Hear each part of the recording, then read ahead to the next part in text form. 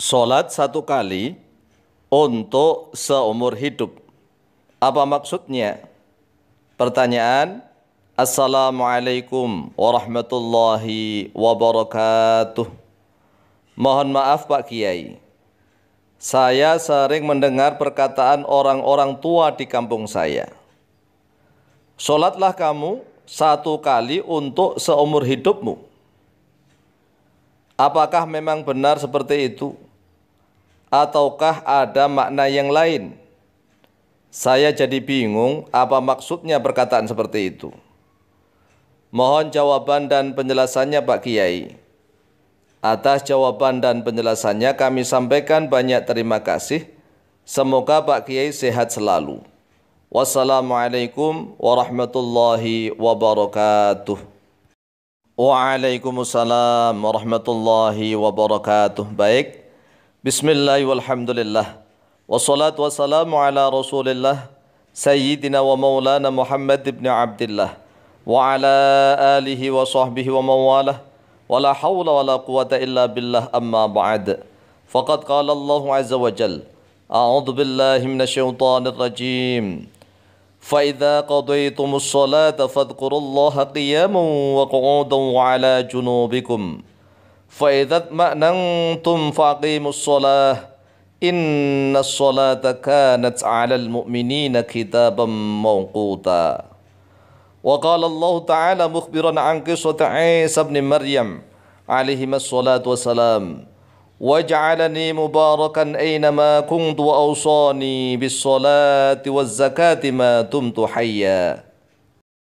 Saudaraku kaum muslimin wal muslimat rahimakumullah, ketahuilah bahwa sholat wajib dalam sehari dan semalam itu sebanyak 5 kali, yaitu zuhur, asar, maghrib, isya dan subuh. Kalimat sholat wajib ini juga sudah ditentukan dan ditetapkan waktunya masing-masing. Waktu sholat duhur sejak matahari condong ke barat hingga bayang-bayang benda sama panjangnya dengan bendanya. Waktunya sholat asar mulai sejak bayang-bayang benda lebih panjang daripada bendanya tersebut hingga tenggelamnya matahari. Begitu pula sholat maghrib, isya dan subuh sudah ditetapkan dan ditentukan waktunya masing-masing. Oleh sebab itulah maksud dari perkataan sholatlah kamu satu kali untuk seumur hidupmu adalah sekali sholat duhur, maka seumur hidup harus sholat duhur. Dan sekali sholat asar, maka seumur hidup harus selalu sholat asar. Demikian juga sekali sholat maghrib atau sholat isya atau sholat subuh, maka seumur hidup harus senantiasa sholat maghrib, sholat isya dan sholat subuh. Karena perintah sholat di dalam Al-Quran menggunakan kata akim, akimis sholah, yang bermakna dirikanlah sholat. Yang namanya mendirikan itu tidak sekali berbuat kemudian ditinggal, tidak. Tetapi sekali melakukan maka ditegakkan, didirikan terus-menerus hingga akhir hayat. Jadi perintah sholat itu tidak menggunakan kata i'mal, i'malus sholah, atau of'olis sholah, yang berarti amalkanlah atau kerjakanlah atau berbuatlah. Tetapi menggunakan kata akim, dirikanlah oleh engkau as-sholat pada sholat. Faham kan? Yang namanya mendirikan itu sekali saja atau selamanya. Kita disuruh oleh Allah untuk mendirikan sholat. Jadi sekali didirikan maka harus dijaga selamanya hingga ajal menjemput.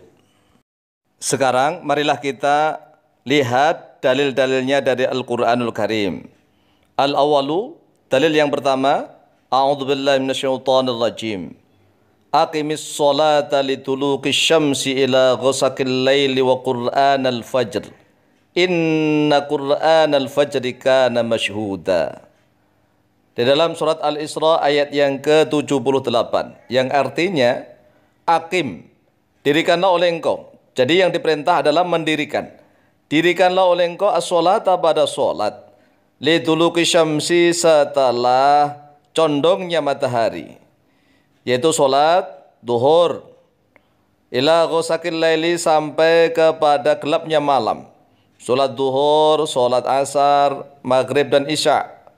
Wa Qur'anal fajri, dan dirikanlah Qur'anul fajri, yaitu solat fajar, artinya solat subuh. Jadi solat duhur, asar, maghrib, isya dan subuh. Inna Qur'anal fajri kana masyhuda. Sesungguhnya solat subuh karena ada oleh dia solat subuh masyhudan, yaitu dipersaksikan. Lafadznya Quran tetapi maknanya solat. Karena perintahnya dirikanlah oleh engkau.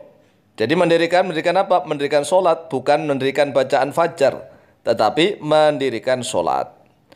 Kemudian dalil yang kedua, ats-tsani, a'udzubillahi minasyaitonirrajim. Fa idza qadaytumus sholata fadhkurullaha qiyaman wa qu'udan wa 'ala junubikum. Fa idza ma'nantum faqimus shalah innas sholata kanat 'alal mu'minina kitaban mawquta. Dalam surat An-Nisa ayat yang ke-103, yang artinya, fa idza qadaytum, lalu apabila telah menunaikan oleh kalian as-sholata pada salat, fadhkurullaha, maka zikirlah oleh kalian Allah pada Allah, qiyaman dalam keadaan berdiri, wa qu'udan dan dalam keadaan duduk, wa ala junubikum dan dalam keadaan di atas lambung-lambung kalian, artinya dalam keadaan berbaring. Jadi zikir kepada Allah setelah sholat itu boleh berdiri, boleh duduk, boleh berbaring. Jangan melupakan zikir kepada Allah.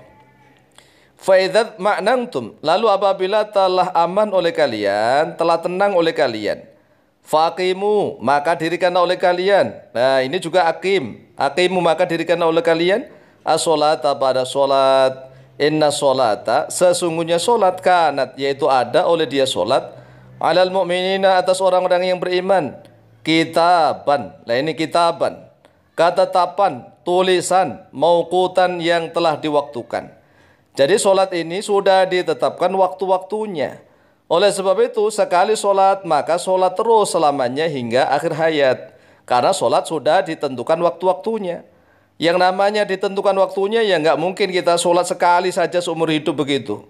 Tetapi artinya adalah sekali sholat duhur, maka besoknya lagi duhur lagi, besoknya duhur lagi sampai ila yaumil qiyamah, atau sampai ajal menjemput. Kemudian dalil yang ketiga, ats-tsalitsu, qala Allah Ta'ala mukhbiran an qissati Isa bin Maryam. Telah berfirman oleh Allah dalam keadaan memberikan kabar tentang kisah Nabi Isa bin Maryam.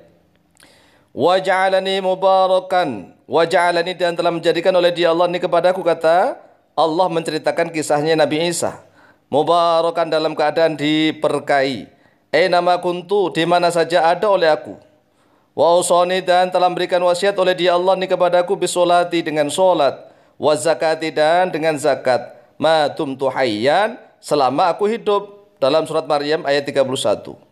Jadi Nabiullah Isa bin Maryam saja diberikan wasiat oleh Allah untuk menjalankan solat dan zakat, ma tumtu hayyan, selama dia hidup. Berarti setiap saat solat terus sampai ajal menjemput. Demikian jawaban kami, mudah-mudahan bisa difahami dan dimengerti. Wallahu ta'ala a'lamu bishawab.